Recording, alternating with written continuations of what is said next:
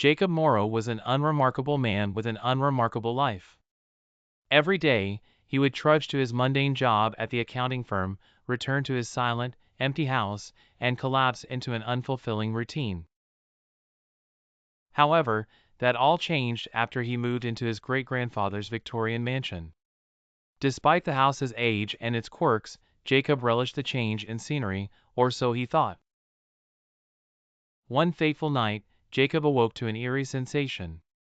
A cold draft swept through the hallway, carrying with it the scent of dusty tomes and ancient wood. It was odd, he had checked all the windows and doors before retiring to bed.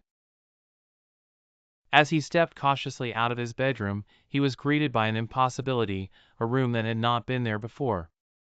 It was furnished in an opulent 19th century style. Cobwebs clung to velvet drapes, and tarnished brass candelabra lined the walls.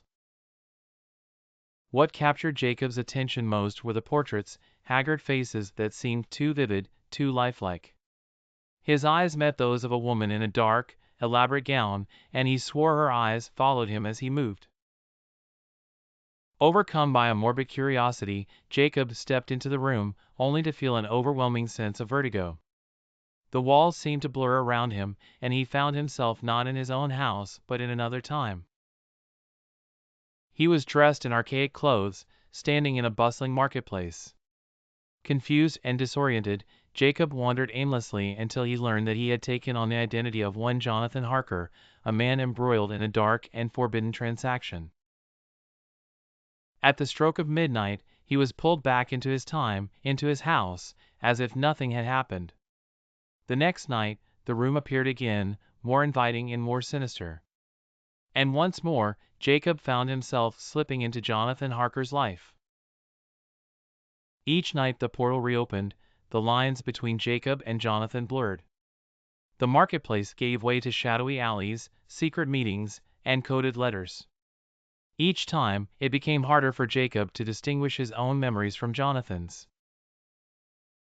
He began to dread the nights, his once restful sleep surrendered to restless anticipation and soul-crushing fear.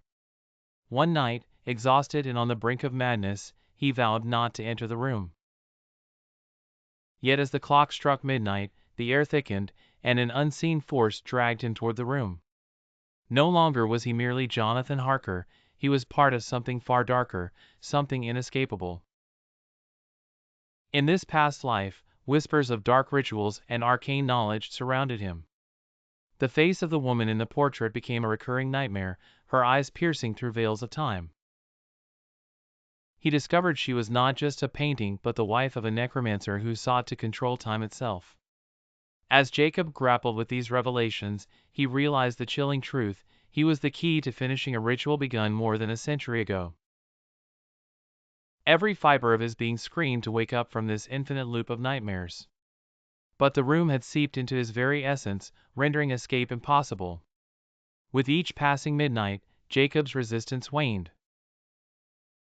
The room was no longer just a mere curiosity, it was his prison. He began to lose track of which life was real and which was the illusion. Shadows danced more darkly around him, whispering dread secrets that threatened to annihilate his sanity. One fateful night, as the clock neared midnight, Jacob discovered a cryptic book in the room, a journal penned by Jonathan Harker. Pages filled with anguished scrawls detailed the necromancer's rituals and how to break the curse.